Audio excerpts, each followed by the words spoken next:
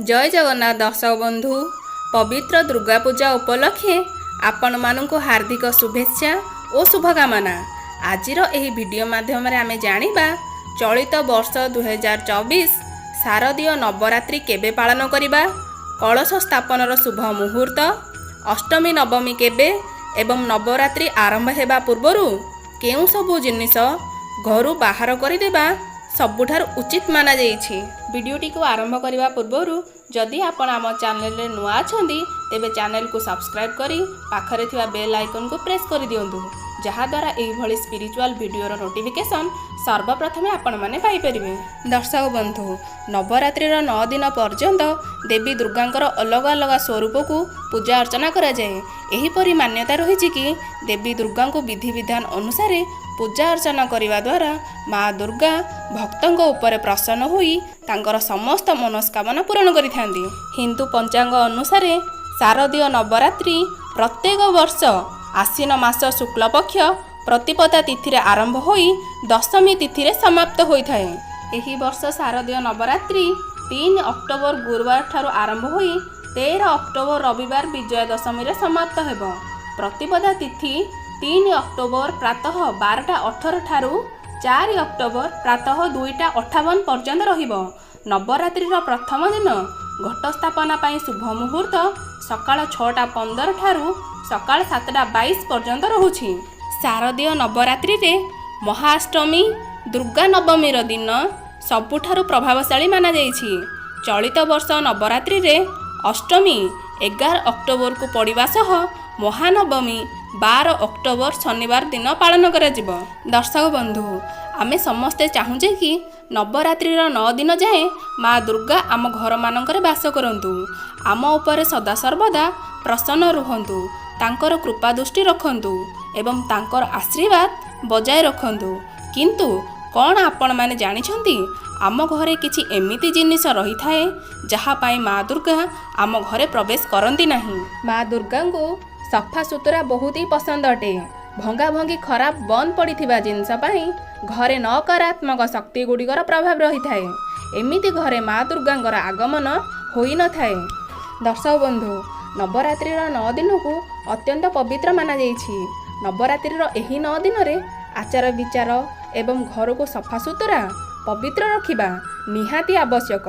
एथिपाई नवरात्रि 9 दिन जाए ब्रह्मचर्यर पालन करा जाए एवं तामसिक भोजन ग्रहण करा जाए नहीं। नवरात्रि 9 दिन जाए माँ दुर्गांकर भक्त मानंकु पियाज रसुण मद मांस अंडा ठारू दूर रहिबा दरकार। अधिकांश भक्त एही नियम गुड़िकर पालन मध्य करिथांती, किंतु सेमाने गोटिए भूल करि बसंती। सेमाने नवरात्रि 9 दिन रे निज घरे एही अपवित्र जिनिस गुड़िक को रखी नियंती। भागवत पुराण अनुसार नवरात्रि 9 दिन पर्यंत माँ दुर्गा निज भक्त मानक गृह रे बास करिथांती। जदि आपण भी चाहुछंती कि माँ दुर्गा आपणक घरे बास करंतु तो आपण आपणक घरर वातावरण को पवित्र रखंतु एवं नवरात्रि आरंभ हेबा पूर्व ही आपण घररू पियाज रसुण मांस एवं मद को बाहर कर दियंतु। आपणक घर को सफा रखंतु। एही सबु जिनिस गुड़ी को काढ़ी सारिबा परे आपणक घरे गंगा जल सिंचन करंतु। भागवत गीता रे भगवान श्रीकृष्ण कहिछंती, गंगा जल सिंचन न करी करा जाइथिबा कौनसी मांगलिक कार्य सफल माना जाई न थाए। गंगा जलर व्यवहार स्वयं श्रीकृष्ण भगवत गीता रे कहिछंती। एहा द्वारा आपणक घरर वातावरण पवित्र होई जिवो, नकारात्मक ऊर्जा मध्य नष्ट होई जिवो। जेउ घरे नकारात्मक ऊर्जा न थाए सेठारे माँ दुर्गा सदा सर्वदा बास करिथांती। नवरात्रि पूर्वरु आपण आपणक घरर भल भाबरे सफासफी कर दियंतु। घरे जहा भी फालतू सामान रहिछि पुराना लुगापटा ड्रेस ताको घरु काढ़ी दियंतु। घरे बेकार पड़िथिबा जिनिस नकारात्मक ऊर्जा आनी थाए। एथिपाई आवर्जना बिल्कुल मध्य करंतु नाही। दीप जलाई वातावरण को स्वच्छ रखंतु। दर्शक बंधु, माँ को आगमन पाई घरर मुख्य द्वार अवश्य सजांतु। एथिरे माँ आकर्षित होइथांती एवं घर को प्रवेश करिथांती। माँ को आगमन पाई घरर मुख्य द्वार को फूलरे सजाइबा दरकार। दर्शक बंधु, କିଛି ଲୋକ ଏମିତି ଥାଆନ୍ତି ଯିଏକି ମା ଦୁର୍ଗାଙ୍କର ପୂଜା ମାର୍କେଟରେ ମିଳୁଥିବା ରଙ୍ଗ ବେରଙ୍ଗର କାଗଜ ବିଛାଇ କରିଥାନ୍ତି, କିନ୍ତୁ ଏହା ସମ୍ପୂର୍ଣ୍ଣ ଭୁଲ ଅଟେ। ମାଙ୍କର ପୂଜା ସଦା ସର୍ବଦା ଲାଲ ରଙ୍ଗର କପଡ଼ା ବିଛାଇ କରନ୍ତୁ। ଧ୍ୟାନ ରଖିବେ, କପଡ଼ା ଫଟା ହୋଇନଥିବା ଦରକାର। ଦର୍ଶକ ବନ୍ଧୁ, ଯଦି ଆପଣଙ୍କ ଘରେ ଦେବୀ ଦେବତାଙ୍କ ଖଣ୍ଡିତ ମୂର୍ତ୍ତି ଅଛି କିମ୍ବା ଭାଙ୍ଗି ଯାଇଥିବା ଫାଟି ଯାଇଥିବା ଫଟୋ ରହିଛି, ତ କୌଣସି ପବିତ୍ର ନଦୀରେ ବିସର୍ଜିତ କରିଦିଅନ୍ତୁ, କାରଣ ଏହିପରି ମୂର୍ତ୍ତି ବା ଫଟୋ ଦୁର୍ଭାଗ୍ୟ ଆଣିଥାଏ।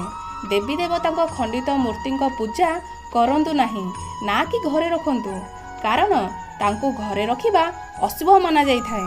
ଦର୍ଶକ ବନ୍ଧୁ, ଅଧିକାଂଶ ଲୋକ ନିଜ ଛାତ ଉପରେ କିମ୍ବା ମୁଖ୍ୟ ଦ୍ୱାର ପାଖରେ ଅଳିଆ ଆବର୍ଜନା ଗଦା କରି ରଖିଥାନ୍ତି। ଏମିତି କରିବା ଅଶୁଭ ମନାଯାଇଥାଏ। ଯଦି ଆପଣ ଆପଣଙ୍କ ଘର ମୁଖ୍ୟ ଦ୍ୱାର କିମ୍ବା ଛାତ ଉପରେ ବିଶେଷତଃ ଉତ୍ତର ଦିଗରେ ଅଳିଆ ଆବର୍ଜନା ଏକାଠି କରି ରଖିଛନ୍ତି, ତ ନବରାତ୍ରି ଆରମ୍ଭ ହେବା ପୂର୍ବରୁ ହିଁ ସେ ଅଳିଆ ଆବର୍ଜନାକୁ ଘରୁ କାଢ଼ି ଦିଅନ୍ତୁ। ଦର୍ଶକ ବନ୍ଧୁ, ଯଦି ଆପଣଙ୍କ ଘରେ କୌଣସି ବନ୍ଦ ହୋଇ ରହିଥିବା ଘଣ୍ଟା ରହିଛି, ତ ନବରାତ୍ରି ଆରମ୍ଭ ହେବା ଆଗରୁ ହିଁ ତାକୁ ଘରରୁ କାଢ଼ି ଦିଅନ୍ତୁ ଏବଂ ନୂଆ ଘଣ୍ଟାଟିଏ ଆଣନ୍ତୁ। ଘଣ୍ଟାକୁ ପ୍ରଗତିର ପ୍ରତୀକ ମାନାଯାଇଛି। ବନ୍ଦ ହୋଇଯାଇଥିବା ଘଣ୍ଟା ଆମର ପ୍ରଗତିରେ ବାଧା ଆଣିଥାଏ। ଏଥିପାଇଁ ନବରାତ୍ରି ଆରମ୍ଭ ହେବା ପୂର୍ବରୁ ହିଁ ଆପଣ ବନ୍ଦ ହୋଇଯାଇଥିବା ଘଣ୍ଟା ଆପଣଙ୍କ ଘରୁ କାଢ଼ି ଦିଅନ୍ତୁ। ଦର୍ଶକ ବନ୍ଧୁ, ଯଦି ଆପଣଙ୍କ ପୂଜା ଘରେ କୌଣସି ଅନାବଶ୍ୟକ ଜିନିଷ ଯେପରି ବାସି ଫୁଲ, ଧୂପକାଠି ଖୋଳ କିମ୍ବା ମାଚିସ୍ ଖୋଳ ରହିଛି, କିମ୍ବା ଚିରି ଯାଇଥିବା ଧାର୍ମିକ ପୁସ୍ତକ କିମ୍ବା ଭଗବାନଙ୍କ ନଷ୍ଟ ହୋଇଯାଇଥିବା କୌଣସି ବସ୍ତ୍ର କିମ୍ବା ମାଳ ଯାହା ଖରାପ ହୋଇଯାଇଥିବ, ସେସବୁକୁ ଆପଣ ଯେତେ ଶୀଘ୍ର ଆପଣଙ୍କ ଠାକୁର ଘରୁ କାଢ଼ି ଦିଅନ୍ତୁ। ନବରାତ୍ରି ପୂର୍ବରୁ ହିଁ ଆପଣ ଆପଣଙ୍କ ଠାକୁର ଘର ଏବଂ ପୂଜା ଘରର ଆଖପାଖକୁ ସଫା ଅବଶ୍ୟ ହିଁ କରନ୍ତୁ।